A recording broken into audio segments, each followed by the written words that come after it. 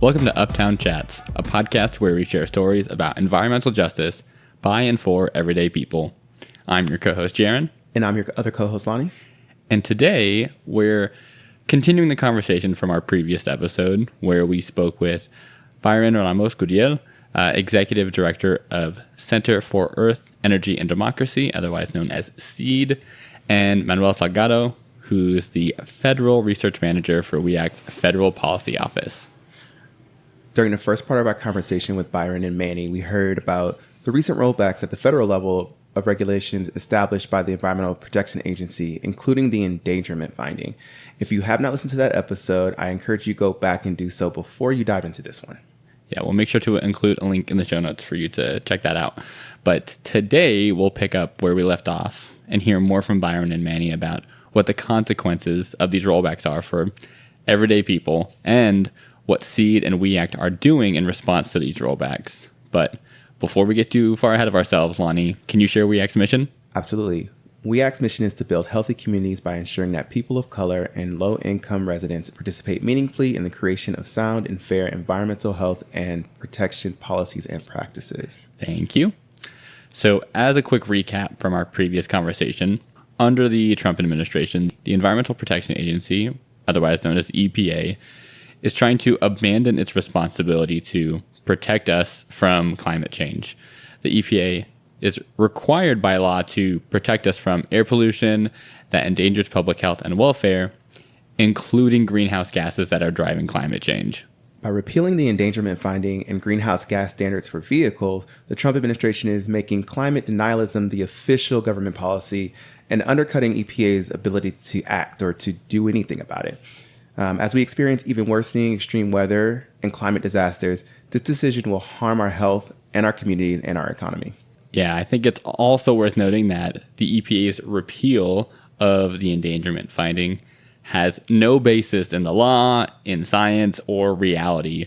The law is settled. EPA's authority to regulate greenhouse gases was already confirmed by the Supreme Court nearly 2 decades ago, and has consistently been affirmed by the courts since then. And the science is clear. The endangerment finding is based on decades of scientific consensus. So, as we're aware, here at least, climate change is real. It's driven primarily by human-caused emissions, and it is harming both our health and the economy today. So, the reality is everywhere. It's all around us. Massive floods, droughts, wildfires, hurricanes, you name it, harming our health, our communities, and our economy. And those will only get worse if the government undercuts its own authority to act. Exactly. One of the major developments that has happened recently related to EPA rollbacks that Manny mentioned during our previous episode is that WEACT joined a group of nonprofits and environmental councils from across the country to sue the Trump administration for unlawfully repealing the endangerment finding. When the Trump administration's EPA repealed the endangerment finding, it tried to abandon its responsibility to protect us from the climate crisis, and we're not going to let that happen. Exactly. So with that said, I think we can go ahead and jump into our conversation, or I guess jump back into our conversation with Byron and Manny to hear more about what these rollbacks mean for everyday people, especially those in environmental justice communities, and how our organizations are fighting back. Let's get into it.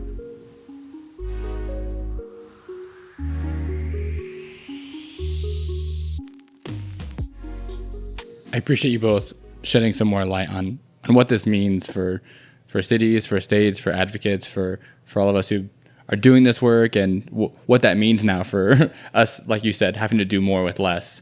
Just to kind of continue along this thread that I mentioned earlier of trying to continue to zoom down again with something so big like all these federal rollbacks, trying to like really relate it back to everyday people, continue to take that next kind of step further down. And you all alluded to a lot of the consequences of these rollbacks already, but kind of zooming in a little bit more on what are the consequences of these rollbacks for everyday people. I want to dive into what it means for energy costs, for health, for some of those other dimensions, and how this is actually showing up for people. So yeah, do you both want to kind of share a little bit more about what that looks like, and trying to relate this back to people who might be listening and how they might be already seeing some of these impacts in their day-to-day lives?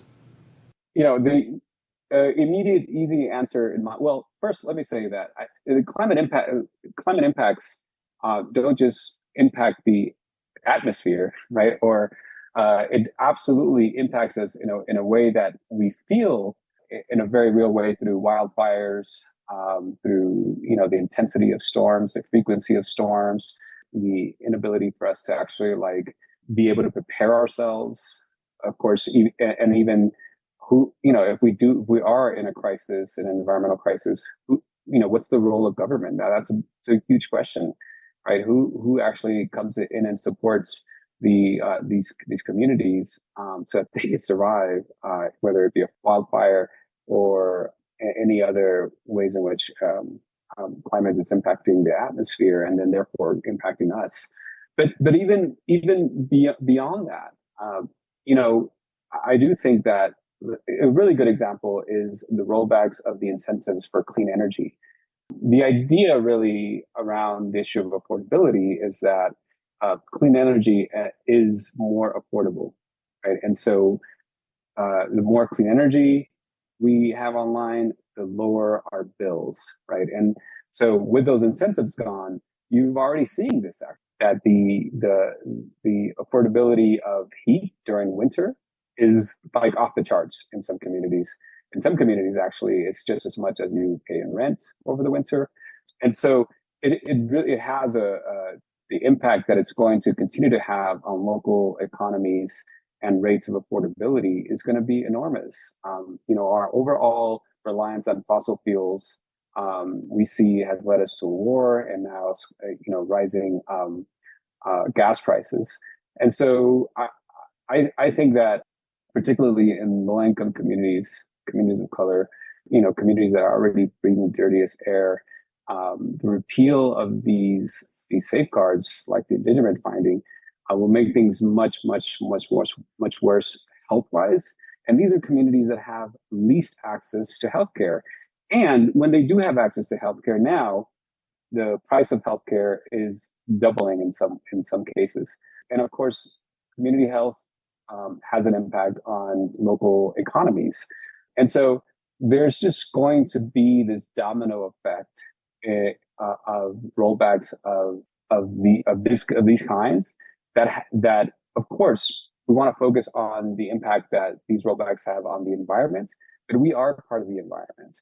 And so it's going to have an impact on our health, of course, and on local communities. And therefore, it's going to make it significantly more challenging for low-income communities and families to afford basic things like healthcare and heat and cold weather, and also the uncertainty of like the government's role in helping these communities become more resilient, more hardened, and also more prepared. And when the inevitable happens, our ability to survive those crises.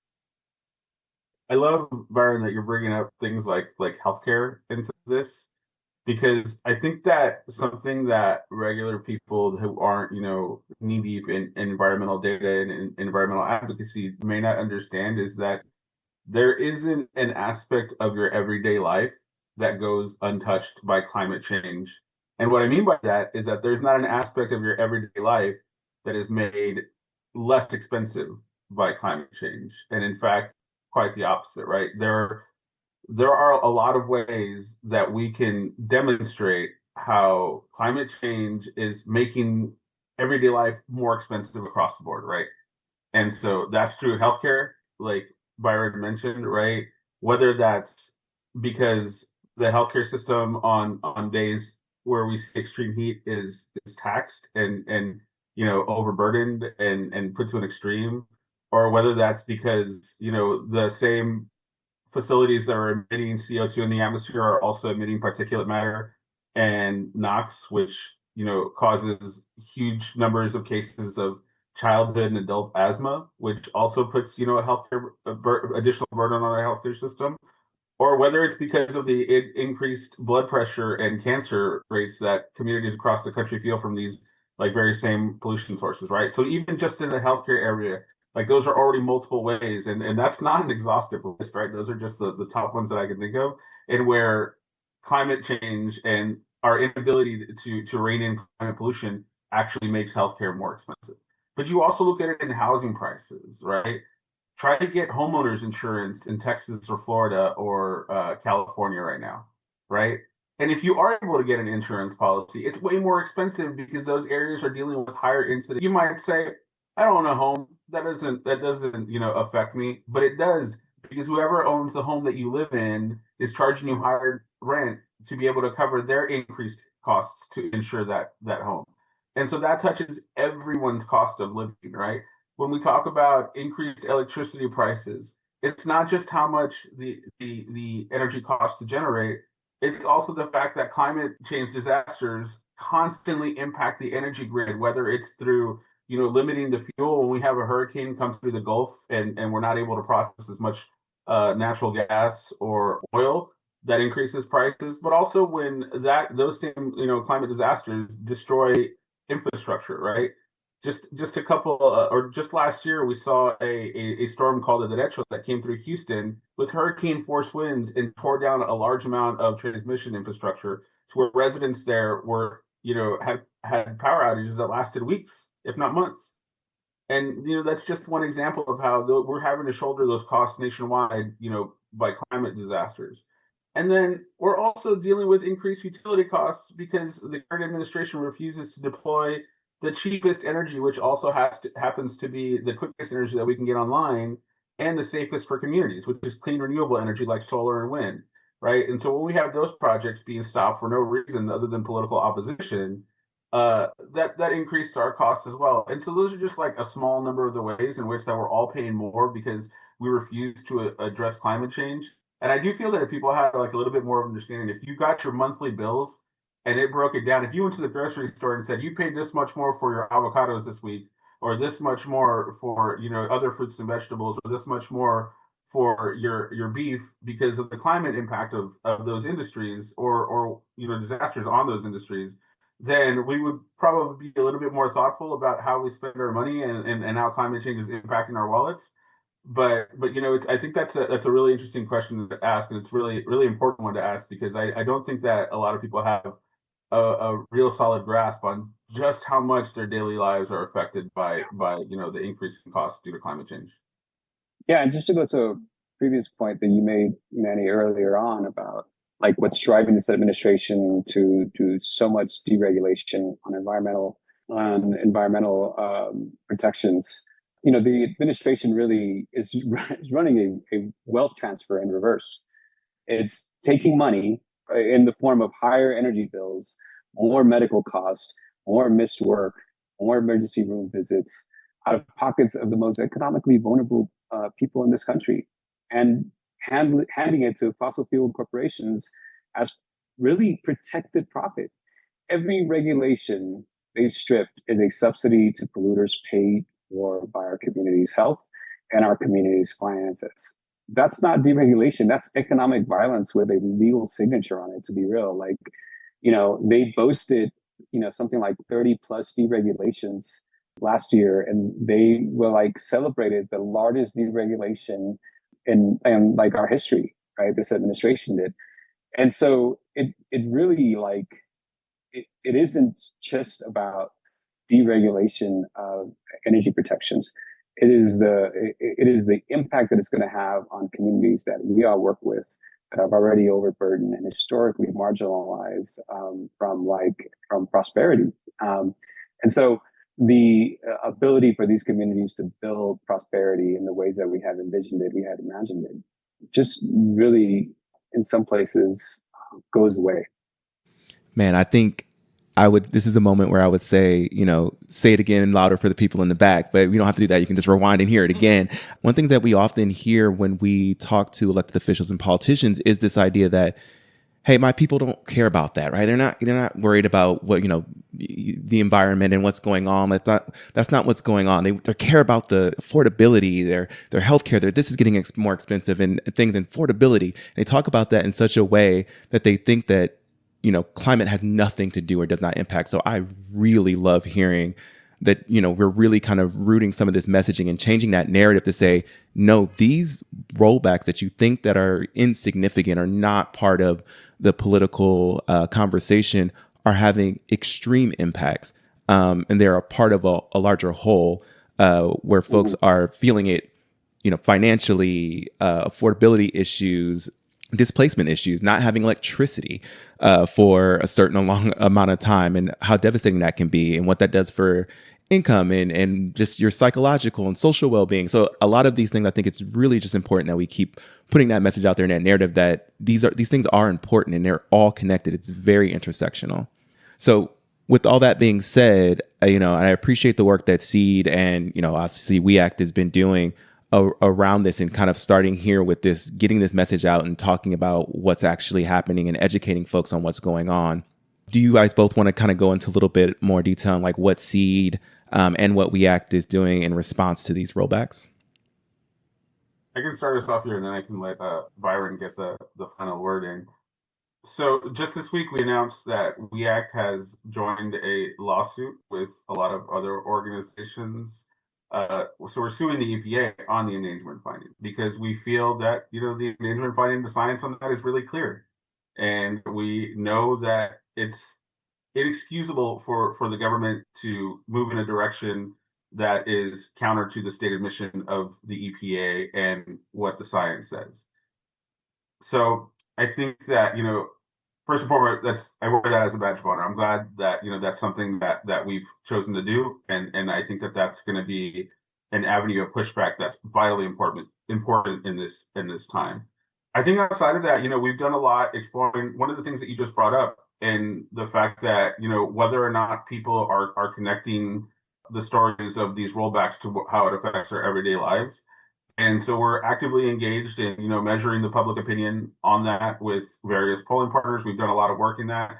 And what we found is that people are actually really in support of addressing climate change, even before you make the case on how it affects them on these individual levers. And then when we've also looked at specifically polling within frontline communities to gauge how worried they are about certain issues, they're incredibly worried about some of the impacts of these issues, such as power loss that we just talked about. I mean, that's one of the things that people, and specifically EJ communities, have a heightened worry over that a lot of other communities don't share. And that's because we understand that when the power goes out because of storms, we're the first ones to lose it, and we're the last ones to get reconnected.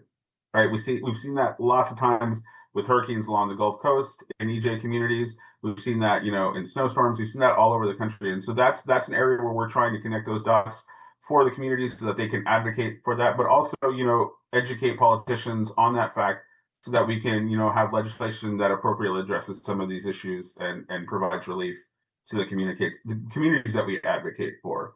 And then largely through our coalition work, in conjunction with Seed on some of our coalitions, and also coalitions that we had, like the Clean Air for the Long Haul and the Environmental Justice Leadership Forum, we're in constantly, pushing back and providing public comments, engaging in advocacy campaigns to, fight these rollbacks.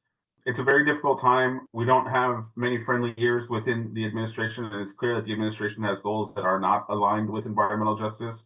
But we're still pushing back because we don't believe that this current administration is forever. We don't believe that the current, environment is forever. And when it changes and we get a administration that is, willing to fight for communities and address environmental justice issues, we want to make sure that we're in a position to take advantage of that and to start, getting back these protections that we lost and then strengthening them even further so that communities can get some of the relief that they really deserve. Yeah, I love that, Manny. Thank you. I would say, I won't repeat a lot of what Manny said because that's sort of what I wanted to talk a little bit about. But I will say that thing that I would want listeners to leave with here is that what we are living through right now isn't just a policy disagreement. I know that we often talk about these things from a place of policy. It really is a stress test for whether this country actually believes that Black, Brown, Indigenous, and low-income communities deserve to live in a clean and healthy and safe environment, not just to survive, but just live through it, right? And with clean air, with affordable energy, with a government that sees them And in so many ways, beyond the endangerment finding and other environmental rollbacks, the environment of our communities are being degraded by this administration. The endangerment finding in particular wasn't something that was given to communities. It wasn't something that was given to us. Right? It was it took over a decade of organizing, litigation, and scientific testimony from communities who had been telling the government for generations that pollution was killing us. And now this administration has looked at all of that, at science, at court rulings, the lived experience of many people, millions of people really, and decided that corporate profit matters more. And the other thing that I'm hoping that listeners can get from this is that, this issue, it's also about the ability for low-income communities, poor communities, working class communities to afford a safe and healthy living for themselves and for their families. It isn't just about the environment. It is about real, tangible things, what you can afford in terms of food, in terms of gas, in terms of where to live. It is going to have ripple effects throughout our communities. And of course, low-income communities, EJ communities are on the front line of those changes. And so one of the things that I want to highlight from the things that we were doing, and certainly in collaboration with WEACT and other partners, is build some narrative infrastructure so that the stories that we tell about the success that we're having on the ground, but also the impact that these rollbacks are having, are getting woven into a permanent narrative engine, really, that tells the story of these communities and the impacts of these rollbacks at the federal level, at the community level. The thing that also we didn't talk a lot about is what the states can do, right? At the state level, there certainly is an opportunity for us to build more power and to continue to force our state lawmakers to do the right thing, and really to stand up to the administration. We've seen that in a lot of different fights, but certainly that can happen around the mitigation of pollution in communities. And so in the Midwest, we're trying to put together what we're calling for right now a climate hub to try to get folks to really understand the work that is working, understand what is not and why it's not working, so that we can come out with a good shared analysis, but also a shared strategy for the Midwest. Midwest right now is one of the primary battlegrounds around the development of data farms and data plants, and so because of the Great Lakes and the freshwater availability there, so we're trying to figure out how to build more capacity around a shared strategy that is based on lived experience and lived work, organizing work that our partners have been doing in the Midwest. And nationally, of course, we continue to work on trying to bring EJ and national organizations together around some shared agenda and building some alignment that can then also, of course, be leveraged at a time where we will have an opportunity to pass more climate policy that's rooted in justice. And so we're continuing to really look beyond this administration at the same time, really trying to highlight the impacts that this administration is having, particularly in low-income communities, communities of color, indigenous communities.